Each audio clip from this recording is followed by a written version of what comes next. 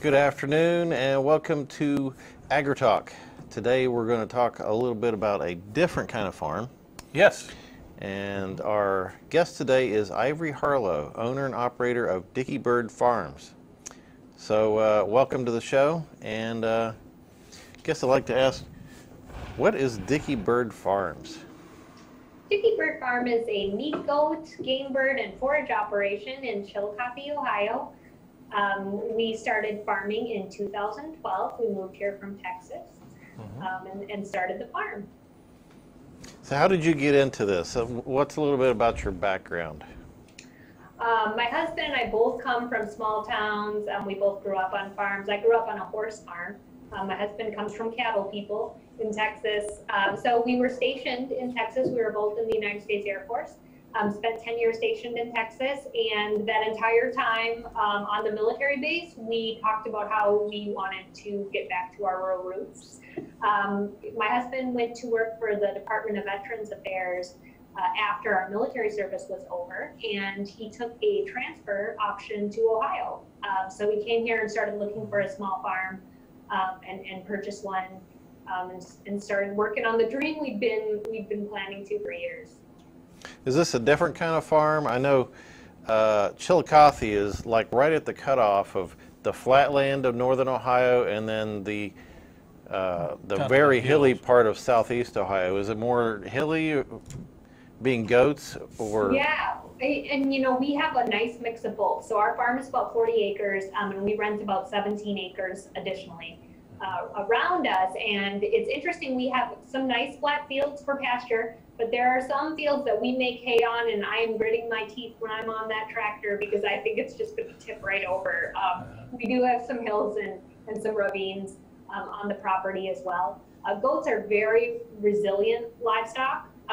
We use a lot of temporary fencing when we need to clear out woodlands and use temporary fencing in that area, and they're just as happy to climb rocky hillsides as they are to graze on a pasture. It's one reason we actually chose, to raise goats versus raising other kinds of livestock, because they'll adapt to pretty much any kind of terrain. Now, was that a secondary decision when you moved here to Ohio? I assume you moved here because partially of the VA. Right. So did you buy the farm and it's like, okay, what can we do with this? Yeah, we wanted to start small. When we started, we were growing heirloom produce, and we had a poultry operation, a laying hen operation. And we also raised meat birds and turkeys for Thanksgiving. And so we started kind of in a totally different direct-to-consumer sales marketing strategy than we have now. It's evolved over time. Mostly just following where the profits were. We realized very quickly that no one wants to bale small square bales these days. It's a lot of hard labor, and we were both physically healthy enough to do the hard labor, so we decided to take that on, and then it made sense to add livestock to our operation since we were already producing really high quality grass square hay bales. So we diversified, started adding livestock, Goats, again, was a decision mostly due to the terrain, and we saw the market as emerging for meat goats, particularly in our region. We took some classes down at the University of Kentucky. Actually, they have a really fantastic small ruminants, both goat and sheep, kind of educational programming, and we kind of felt out, how it would work with our operation, and felt like it was a really good fit. And we're glad we did. We've grown slowly over time. We got our first goats in 2013, I believe, and have been growing our stock since. Now, amongst the poultry and the goats, would you call them all free range? And, what kind of operation is that? Yeah, so all of the poultry that we raise is free range. Our goats are, there's not like a free range determination for goats, but we do raise them all naturally. We're not certified organic operation, however, we would qualify for that. I think, when you're doing direct-to-consumer sales, organic certification makes a lot of sense. We do not do direct-to-consumer sales with livestock. We market our goats through United Producers Cooperative, and so we're not, that organic certification is a great way to communicate to customers, but since we're dealing through the cooperative, it's not a certification that would necessarily fit our marketing model. But we do raise our animals all naturally. That's a big part of the values of our farm. Now, did I understand correctly, in the beginning you started with like farmers markets? We did. Yep, we were selling vegetables and eggs at farmers markets. Now, when you say heirloom, what does that mean? Since we were so small, our operation was, so small, we knew we had to do something different. So the produce we picked were candy roaster squash and, specialty striped tomatoes, and the odd things that you would walk through the farmer's market that would be eye-catching, that would demand a premium price, because we weren't moving that volume, that to support, a wholesale market or anything like that. We were growing like strawberry popcorn and different kind of interesting varieties, and so it was unique. It was a lot of fun to kind of pick our vegetables every year. But again, highly labor intensive operation. I think it works great for small farms, but it was very labor intensive and seasonal, production. I think if you plan it right, it can be really lucrative. But you have to dedicate a lot of time and a lot of effort into that. So what do you raise right now? We raise meat goats, and we also bale small square mixed grass and clover hays. We raise game birds. We raise quail and pheasant on the farm, and that is what our operation looks like today. How long have you been in the goat business, if you would? We got our first goats in 2013. Okay. So, and again, it's been slowly over time. We very rarely purchase outside stock. We breed our own breeding stock. So it's been growing our herd kind of slowly and consistently, and getting our genetics down right, learning some lessons along the way. And when we say goat, obviously there's a variety of kind. What kind do you raise? Yeah. What breed? I know you raise milk goats and then other goats. Tell us a little bit about that. Yeah, so there are milk, dairy goats or meat goats, basically, are the two main categories. Within dairy goats, there's I would say 6 really common dairy goat breeds that you would see here in America. We raise Alpine dairy goats, and the majority of our herd is a meat goat breed called a boar. Boars originated in South Africa. So they're actually very new to America. They've only been here since 1993. But there's tons of boar goats in Australia, New Zealand, common in Europe, Germany in particular. But they're the breed of meat goat that we raise. And what's the size of a normal meat goat? There's a kind of a range of size when you do beef cattle. you know, 1,000, 1,500 pounds. 13 is usually when they get, you know, sent off to the butcher shop or to another herd. What would you get out of a meat goat? How, you know, compares? Yeah, that range is very similar with goats. So depending on the time of year and when you're taking an animal to market, there are target weight ranges. Our market goats that we're marketing for meat through United Producers, we always try and get between about 80 to 90 pounds as a market weight. So that's a premium rate. Obviously, if you're marketing like a cull animal, goats can be up to 250, 300 pounds. They can grow very large, but that's not going to give you that high quality, you know, meat. That's not the marketable premium kind of meat, you know, to have that kind of flavorful and the right texture and things. So I think a target range is very similar to lamb. It's right about 80 to 90 pounds. And what's a time frame? So can I get a baby or a kid in the early spring and be able to have it up to 90 pounds and sell it, or how does that work? Yeah, so goats gestation period, so the term that they're pregnant is about 5 months. And then we wean approximately 3 months. It kind of depends on weights. If you have a triplet, obviously it takes them a little bit longer to gain. And then we wean, and it takes about 3 months after weaning. So you're looking at about 6 months total of growth to achieve that target weight range to go to market. And we also sell club kids to 4-H kids as well. So January is our biggest birthing season throughout the year on our production schedule, and that is because the goats are ready for fair. So spring is a fun time to have kids coming to pick out their 4-H projects on the farm.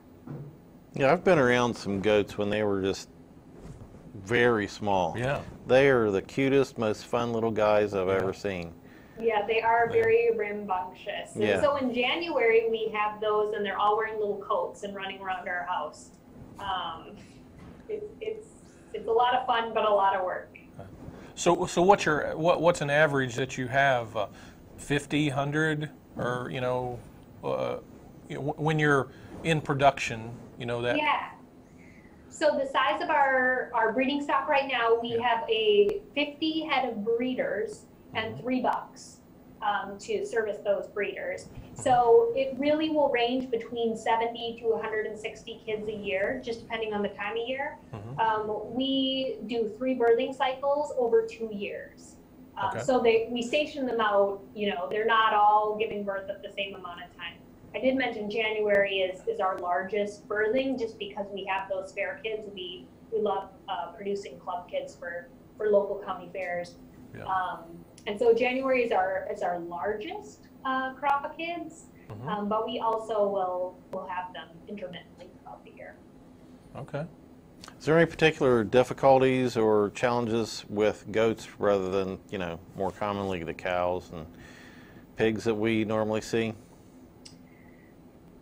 I think one thing that we, our first year that we were producing, we were super excited when we'd have groups of triplets.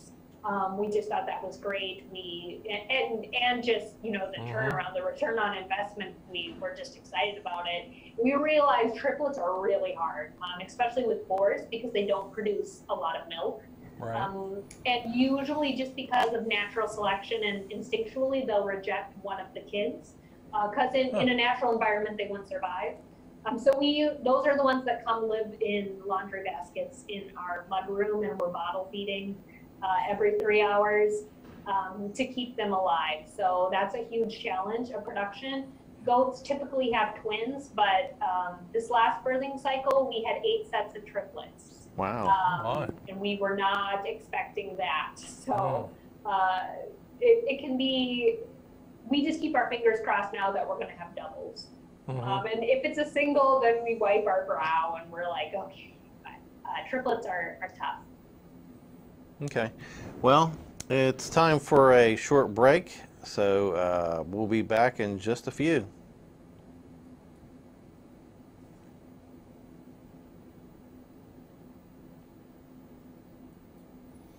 Welcome back to AgriTalk, and we're talking to Ivory Harlow, a goat farmer. Yeah. Amongst some things. Amongst other things on the farm as well. Birds, not only goats as in meat goats, but she also has milk goats. Is that what? Yes. Yeah. So we were just talking about the meat side. What about the milk side, if you would? Yeah. What's your farm look like there? Our motivation with dairy goats was really because boar goats, which are our meat breed, produce a small volume of milk. They're just not huge producers. And so we would run into difficulty when we have sometimes twins and often triplets where they wouldn't produce enough milk to sustain those birds. An issue in the production system then is you are constantly either feeding them like a milk powder or having to deal with, not having enough milk and maybe only feeding one of the babies. So we started raising alpines and syncing those breeding cycles of the alpines with the boars. So we always have an alpine in production when we have boar babies. That way, when there comes a situation where we don't have enough healthy natural milk, we can feed alpine milk back to boar babies. And that's worked really well for us. Often we won't need all that milk to feed the boar babies, and so that's great because it fills our cereal bowls. We also make homestead cheese, yogurt, sour cream, things like that for ourselves. And so it provides our family with healthy milk as well. Is there a difference between regular cow milk and goat milk as far as nutritional value? Yeah, goat milk has a much lower butterfat content than cow's milk. So you'll notice that cream that separates to the top in cow's milk, there's far less of that in goat's milk. There's far less cream to skim. So if you're wanting a low-fat milk, then goat's milk might be for you because it's naturally low in fat and low in cholesterol. However, when you're making things like cheese and you need a lot of fat, it can be a problem. Sometimes I'll add cow's cream when I'm making cheese or something like that to boost the fat content in it. Yeah. And the flavor is a little bit different. There are different varieties of cheese that just are fantastic for goat's milk. For example, mozzarella is relatively easy to make with goat's milk. The kind of softer cheeses, Chevre, which is a traditional goat cheese. Those kind of soft cheeses, spreadable cheeses, cream cheeses, things like that work great with goat's milk. The hard cheeses like Parmesan, Romano, things like that don't work so well with goat milk as they would with the cow milk. Now you mentioned you do hay and small square bales. What do you do with that? Do you sell them to farmers? Do you stack them up to sit on, or what do you do with those? A little of both. We got into the hay business realizing very quickly there was a huge market for small square bales. Aging farmer population, farmers that physically can't make small square bales. And my husband and I were both in the, condition to where we could. So we laugh and say we're the only farmers in the world that make small square bales because nobody wants to do that work. But that's what we do.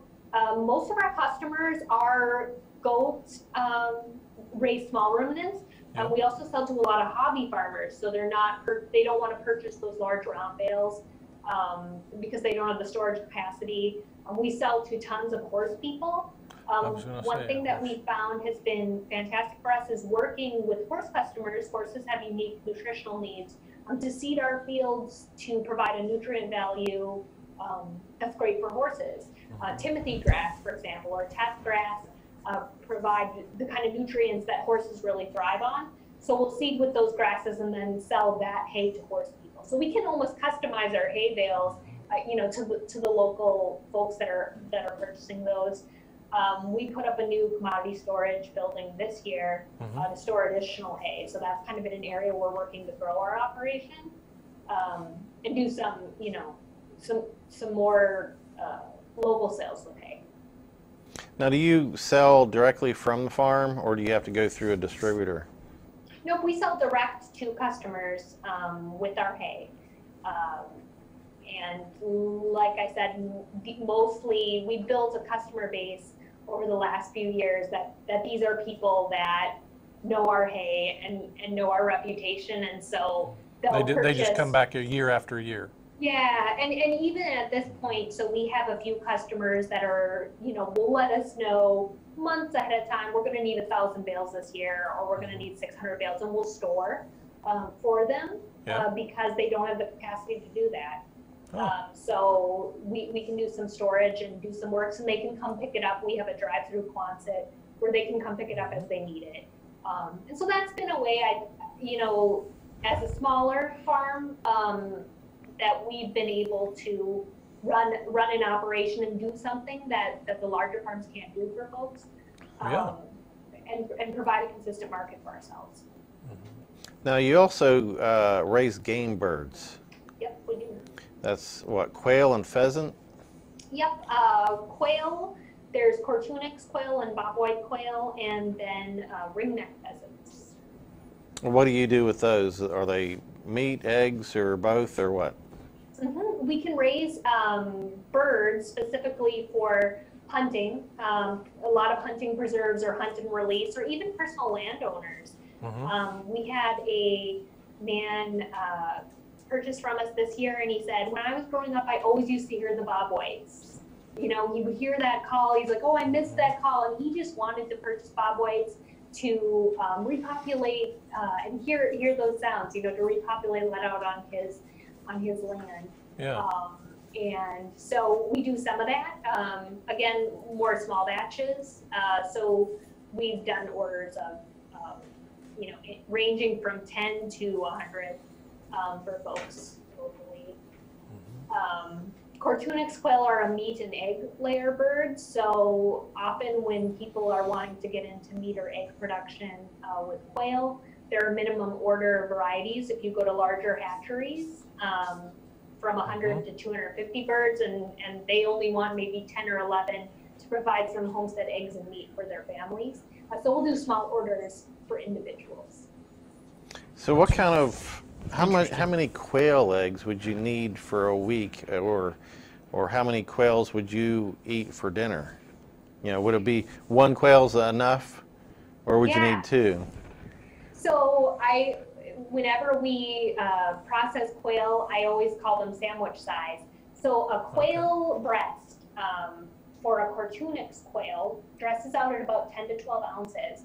It fits the palm of your hand. It's like the perfect size, serving size of meat, really, when they're dressed out. A quail egg, you need about 2 to 3 quail eggs to make a large chicken egg. And are they much more rich richer than a regular chicken egg? Yeah, gram for gram, they do have a higher nutrient value than a chicken egg. You'll notice when you crack open a quail egg, and I should have brought examples because that would have been great. But when you crack open a quail egg, the yolk takes up much more of the space within the egg than the chicken egg does. And that really accounts for the difference in nutrients. Sometimes we will hard boil them. And they're like little perfect bite-sized nuggets. They're like little protein packs. It's fantastic. Wow. And how many eggs do you get out of a quail? 1, 2 a day? What's the... Yeah, our Cortunix lay about 1 a day. Okay. So it's very similar to a chicken. Oh. And do they have a cycle the same way a chicken does, to where, they only lay so long and then you've got to regenerate it, if you would? Yeah, I mean, it's very much in their molting cycle. Yes, is very similar to that. Yep. Now, another great benefit of Cortunix quail is they are mature at 7 weeks. Oh. So they will start laying early. Traditional, like a normal egg-laying hen is going to start producing eggs at 24, 25 weeks. You can get fresh eggs from a Cortunix quail at 7 to 8 weeks. Cortunix quail are ready to slaughter at about 10 to 12 weeks. So they're grown to full weight at that time. If you wanted to process your birds, certainly you don't have to if you're keeping them for eggs. But the cycle on that is much shorter. So if it was something where you just wanted to raise a crop and stock your freezer, I think quail are a fantastic solution for small farms to be able to just do that and, have some eggs, stock your freezer and call it a project. Now with the pheasants, do you do that eggs and meat also? Pheasants we are raising specifically for release, hunt and release, kind Okay. of. Those are live birds. For more But game they will lay purposes. eggs. I mean, and you can eat them as meat, and certainly hunters do. But we don't raise them Right. for eggs or meat specifically. So are they different, or do they all taste like chicken? You know, I think they taste like turkey. Turkey, okay. Yeah, and when you look at quail meat, the muscle fiber and the coloring of it is very similar to wild turkey. So whenever, you know, I always have to educate people on preparing quail meat. It's fantastic to brine it for 24 hours in a salt brine, like you would almost Thanksgiving turkey. That's going to help break down those fibers. They are a game bird, so naturally you're not going to get that kind of you know, like a Cornish hen kind of chicken, you know, a bird that's been domesticated and bred to create that heavy, you know, chicken meat that we are used to buying from Tyson. There's no equivalent of that in game bird world. So cooking a game bird is much better if you brine, and then, you know, using something like a Dutch oven or a crock pot to cook the meat is going to give you that desirable texture. I think that modern palates, you know, is more apt to that. Interesting. Now, a lot of people are raising chickens, you know, in their backyards. Yeah. They're not farmers, but they have chickens. They have eggs and do stuff. And I can imagine possibly that quail might be more friendly to your neighbors, not waking them up in the morning with their, you know, cock-a-doodle-doo. Yeah. Yeah, well, and just small. They're smaller. And honestly, you know, from a sanitary standpoint, they're very clean birds. Yeah. And I don't, you know, with chickens, one reason that I love my chickens, but I'm glad they are free range, because it's hard to keep things clean. Biosecurity can be tough. Yeah. We saw that with avian flu. You know, even in backyard flocks, it can be really difficult. Game birds, so our Cortunix quail are in elevated pens, very large elevated pens with a very small mesh wire at the bottom. It's very sanitary, and then we will add, you know, natural kind of like tumbleweeds, shrubs. We use straw, hay. They love building nests and finding small areas like in a natural environment. So we'll add those to the pen, but still droppings and things are, you know, they're elevated. So it keeps it very clean and very sanitary. And so I think, yeah, in an urban setting, I think quail would be a fantastic addition to an urban farm, specifically because they take up less room and because they're a clean bird, a quiet bird, and they grow very fast. Well, unfortunately, we are out of time. Yeah. So thanks for being with us. Lots of more questions for yeah. sure. It's really interesting. So. Yeah, something a little bit off the beaten path. Well, yeah. So thanks for being with us, Ivory, and all of you watching, thanks for watching AgriTalk, and we'll see you next month.